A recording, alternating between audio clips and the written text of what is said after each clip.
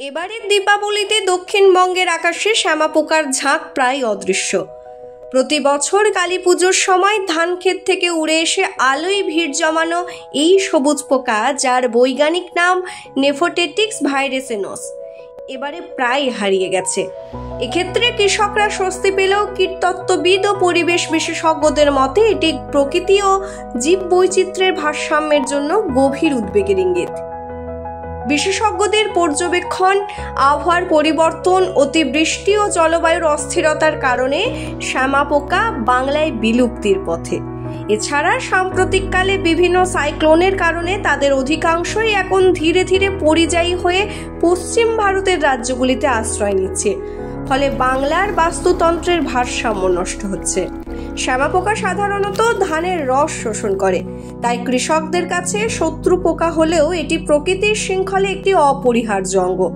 এর বিলুপ্তি মানে অন্যান্য ক্ষতিকর কীটপতঙ্গ যেমন বাদামি শোষকের বাড়ন্ত হবে, যা ভবিষ্যতে কৃষিক্ষেত্রে বড় ক্ষতি ডেকে আনতে পারে। এই পরিস্থিতিতে বিশ্বভারতীর পল্লী শিক্ষা ভবনের অধ্যাপক হীরক চট্টোপাধ্যায় ও বিশ্ব বাংলা বিশ্ববিদ্যালয়ের ভারপ্রাপ্ত আধিকারিক সৌভিক ঘোষ সিসিটিভি নিউজকে জানান, শ্যামাপোকার হঠাৎ কমে যাওয়া প্রকৃতির ভারসাম্য নষ্ট হওয়ার ইঙ্গিত বহন করছে।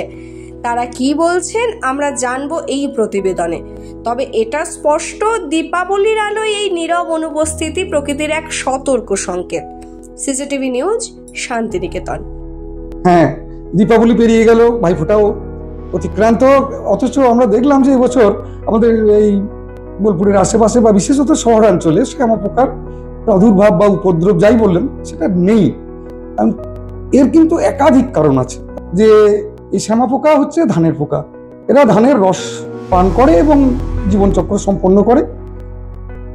এখন ধানের যেহেতু রস শোষণ করে, ধানের শত্রু, ন্যাচারালি কৃষকদের একটা থাকে যে এই পোকাকে দমন করতে হবে, তার জন্য যথেচ্ছভাবে তারা কীটনাশক ব্যবহার করে। কীটনাশকের অত্যধিক ব্যবহারও কিন্তু এদের আস্তে আস্তে প্রজাতিগতভাবে অবলুপ্তির দিকে টেনে নিয়ে যাচ্ছে। দ্বিতীয় যেটা হচ্ছে দূষণ। আমরা দেখছি যে শহরাঞ্চল, গ্রামাঞ্চল কোনো অঞ্চলই বাকি নেই যেখানে মানে এয়ার কোয়ালিটি বা এয়ার পলিউশন নেই। এয়ার কোয়ালিটি খুব খারাপ। এছাড়া জল দূষণ, মাটি দূষণ ইত্যাদি হচ্ছে, যেগুলো এই সমস্ত জীবদের জীবনচক্র সঠিকভাবে আবর্তিত হওয়ার একটা প্রতিবন্ধকতা তৈরি করছে। তৃতীয় হচ্ছে যে এই যে অনিয়মিত জলবায়ু বা আবহাওয়া।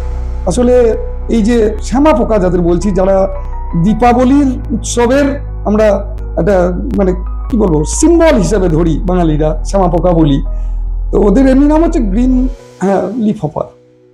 হ্যাঁ, এদের যেটা হচ্ছে যে খুব আর্দ্র কিন্তু কম তাপমাত্রায় এদের জীবনচক্র ভালো সম্পন্ন হয়। আমরা দেখছি এই বছর বৃষ্টি প্রচুর হয়েছে, আর্দ্রতা যথেষ্ট ছিল, কিন্তু তার পরের দিনে যেদিন সূর্য উঠেছে, অসহ্য রোদ, এই উচ্চ তাপমাত্রার কারণে তাদের কিন্তু মানে যে ডিম, সেই ডিমগুলো ফোটেনি, অর্থাৎ হ্যাচিং আউট হয়নি।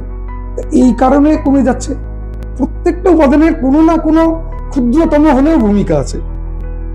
কোন একটা জীবের অবলুপ্তি বা তাদের সংখ্যা কমে যাওয়া, এই যে ইকোলজিক্যাল ব্যালেন্স বা ভারসাম্য, সেই ভারসাম্যটা কিন্তু বিঘ্নিত করে, যার কিন্তু প্রভাবটা সুদূর প্রসারী।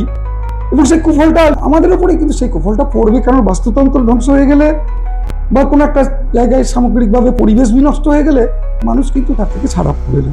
বেশ কয়েক বছর ধরেই এই শ্যামাপোকার প্রাদুর্ভাবটা কমে গেছে। এর প্রধান কারণ হচ্ছে আমাদের পরিবেশ। সেই সহযোগী পরিবেশ পাচ্ছে না।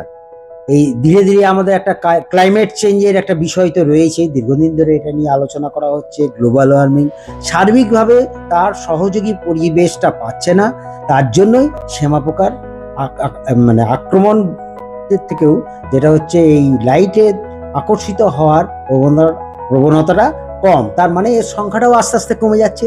ডেফিনেটলি এটা জীব বৈচিত্র্যে একটা ক্ষতিকর তো নিশ্চয়ই, কারণ এদের মধ্যে আবার কম্পিটিশন আছে। কারণ শ্যামাপোকা হওয়ার সাথে যখন হয়, সেইটা এমন একটা জিনিস পোকা যার সাথে এই ব্রাউন প্ল্যান্ট হপার বা বাদামি শোষক পোকা, এই দুটোর কিন্তু পরিবেশে একই সাথে এদের আবির্ভাব হয়। তাহলে বাদামি শোষক পোকা এবং শ্যামাপোকা, এই দুইটি পোকার মধ্যে কিন্তু একটা কম্পিটিটিভ একটা স্ট্রাগল চলে। এর মধ্যে দেখা গেছে যে এই বাদামি শোষক পোকাটা কিন্তু এই কম্পিটিটিভ ফ্যাক্টর যে কোফিশিয়েন্ট ফ্যাক্টর রয়েছে তাতে এগিয়ে যাচ্ছে। শ্যামা পোকা বা গ্রিন লিফ হপার এ কিন্তু পরাজিত হচ্ছে।